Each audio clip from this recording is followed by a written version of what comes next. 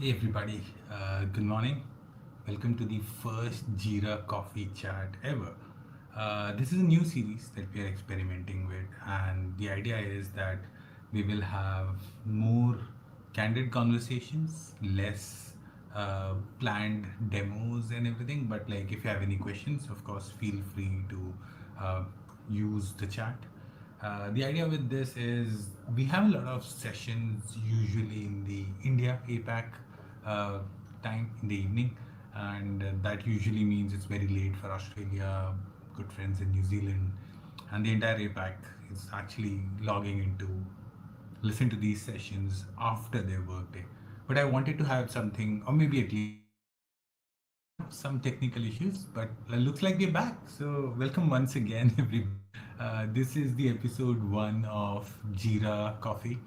This is the first time we are doing this. We've always done conversations around Atlassian tools and project management in the evening, and this is the first time we are trying a different uh, a different time. So, if the first time that you're seeing us, welcome to QuizBiz, welcome to Community Led Classes, welcome to Atlassian Community.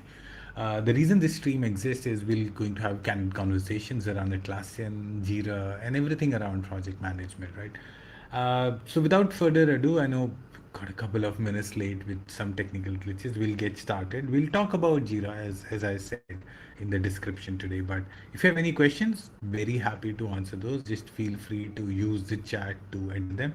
Uh, we'll not go too detail on some of the topics today, but I will make follow-up videos to every morning coffee chat that I do. Uh, so right now, I think we are doing this today, and then maybe I think later in the week, and then we will have one starting next month. I believe we are going to be fairly consistent. Yeah, with that, let's get started. Today's conversation topic that I figured out was going to be about Jira features that people don't use too often, or at least not that I have known. So that means I'm not going to show you a crazy JQL query. I'm not going to talk about AI. Uh, these are things in Jira that are considered way too basics, but still are very important and can be very helpful for teams who are using it in that capacity, right? So let's do four. Let's do four basic features in Jira that not many people use, right? And those features we will call are the underdogs, right? So we'll start the first one with let me actually share my screen so you can follow along what I'm trying to say as well. I'm gonna share my screen. Here it is. I'm gonna move to a format which gives a better view for the audience joining us as well. There we go.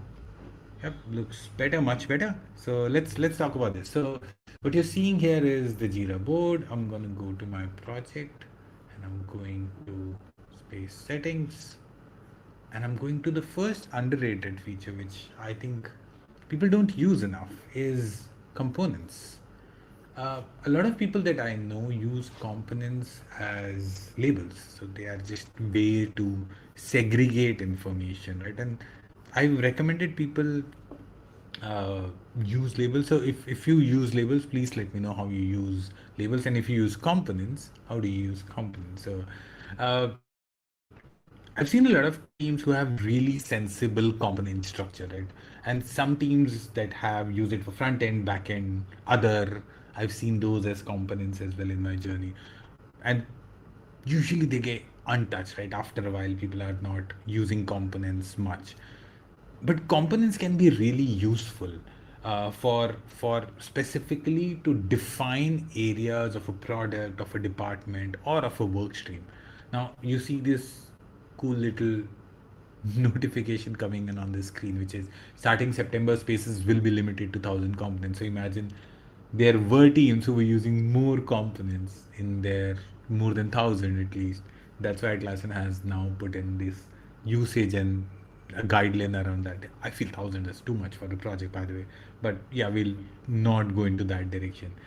Uh, so, for example, we were talking about how components can be, directions that your team can take in. So, like for example, payments, authentication, let's say reporting, like notification, it can be anything, right? So like specifically in a Jira company managed space, you can give components a component lead. So you can create a component, and I can say, let's say this component is called notification feature, right? And I'm just saying the component lead is, let's say, myself. I can assign a default assignee, so any issue that gets created gets assigned to me, and now we have a component. So if this is component that is being used across your project, now of course there will have to be multiple components for it to make sense, but the idea behind it is that more and more teams should be able to leverage what this specific component is going to do along with the default assignee for this as well, right? So that means it's more interesting than any other label that could give you. So it's just another way of tagging things, yes, but it can basically mean that you're telling Jira that this piece of work belongs to this part of the product, right? And here's normally who would handle that, or here's the person with whom the buck will stop.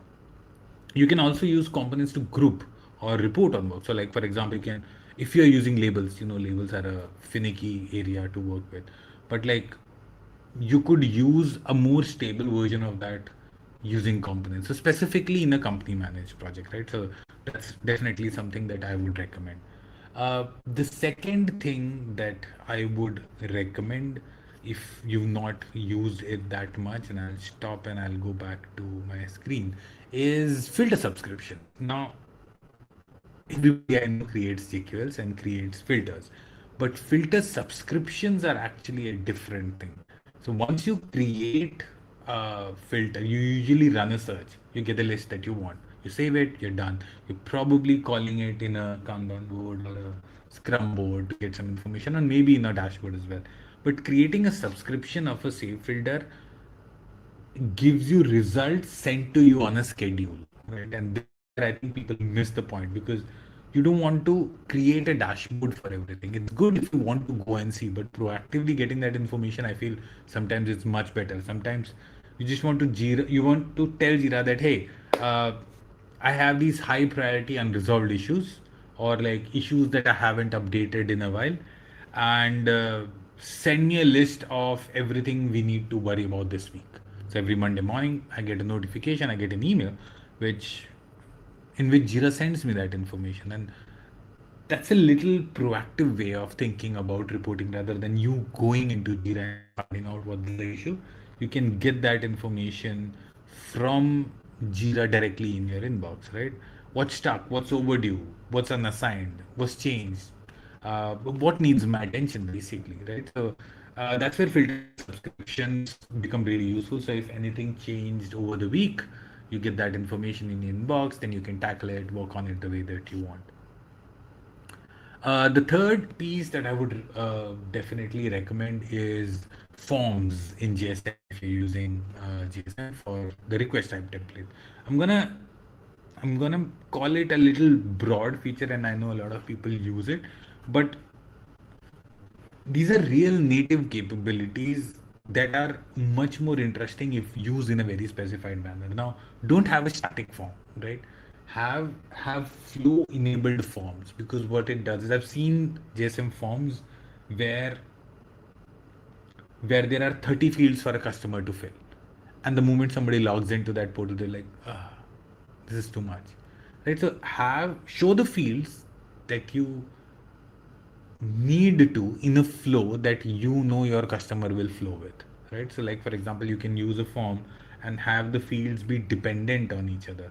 So only if somebody selects what's the problem, SAP, only then show up the SAP fields, right? So if you have your request type form or your form template in a manner that is much more driven towards a goal, that's a great idea for you to work on that, and your customer would be much happier. uh, yeah, so and JSM gives you that flexibility. JSM, you can build that form and then use automation, or there are multiple actually ways that you can trigger that, but it happens at the form itself. So the bigger idea isn't that what's the template that you want to save when somebody is typing, right? You you don't want to make people figure out the process and like get stuck with fields that probably don't have anything. Like if somebody is filling NA in a field that you have asked them to fill, you're losing time and credibility, right? So have the correct flow for the correct process or the correct request types for that people. Uh, the fourth one that I would say is probably a lot of you might not even use on a daily basis. It's called watchers.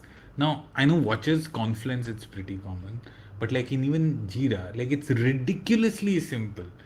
But I think that's why people forget about what watchers can do. A watcher is basically somebody who wants to follow what's happening on an issue. In one sentence, that's what a watcher is, right? And I like to use watcher as a distinction between ownership and visibility.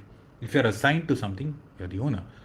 If you want to keep a track of what's happening, you want to be aware of what's happening in that issue. You want visibility, right? So if you're a PM, let's say for example, you need to keep an eye on an issue, but you don't necessarily need to become the assignee unless you're the person working on it too, right? So you can watch it, and that sounds obvious, but I've seen team use the assignee field as a proxy for this at times as well. So like for example, even if somebody has to give an approval, they will keep tagging that person in comments so that they get notification. But watcher is the more truer form of using that information. So if I have to draw a line, the assignee is basically who is responsible for the work, and the watcher should tell you what who else wants to follow it, right? And Jira also has permissions around managing and viewing watchers, so you can build an exact experience that can depend on your site's permission. There's another thing interesting in cloud where users can automatically become watchers of issues if they create issue or they work on issue depending on the site and the user's auto watch settings, and this has to be defined in the personal preferences. But if your team is drowning in notifications, that definitely something that you want to worth checking, right? Liz, I see you there. Good morning, good evening. Watches are a fundamental when implementing zero trust policy. Yeah, 100%. I feel like that's definitely something that people don't use as often as they can, right? It seems a very basic feature. People would build crazy automations around somebody getting an email every time it goes to a specific status, or it like multiple other scenarios. But watches is much more simpler, much more cleaner and easier for you to do that. All right. If you have again, once again, if you have any questions, please feel free to use chat. But those are basically four small and very natively available features that you should try. That I don't think a lot of teams use it, right? And I want to keep this series very time specific, so we'll probably not use the full 30 minutes. We'll usually talk about 15, 20 minutes, 25 minutes, and we'll talk about these features. But yeah, these features, they're boring, but they're important. We are always looking for the next big Jira feature, the next AI capability, the next shiny thing, right? And on the other hand, like basic features like components, filter subscriptions, request type templates, and watchers can give people uh, much more of their time back with lesser effort to build that in, right? So these might not be revolutionary, but that's where you start using Jira as something which is more useful than something that you want to bring a revolution by. For that, there are much better things that you can use, right? And yeah, and honestly, that's what I want from a work management tool. I want lesser fields, I want lesser clicks, I want lesser work as well, right? So yeah, in the comments, let me know which of these issues you really like. Thank you for sharing, Liz. I see that you're a Watchers fan. If there are anybody else, I see 12 people on the stream right now. If you like these features, please let me what they are. We'll continue doing these Jira Coffee shorts throughout this month and the coming month. We might even have my good friend Rob Heen do those in North America for morning hours. With that, I will take leave. Thank you so much for joining me for this quick, short video. I'll see you next time. Thank you and have a good day.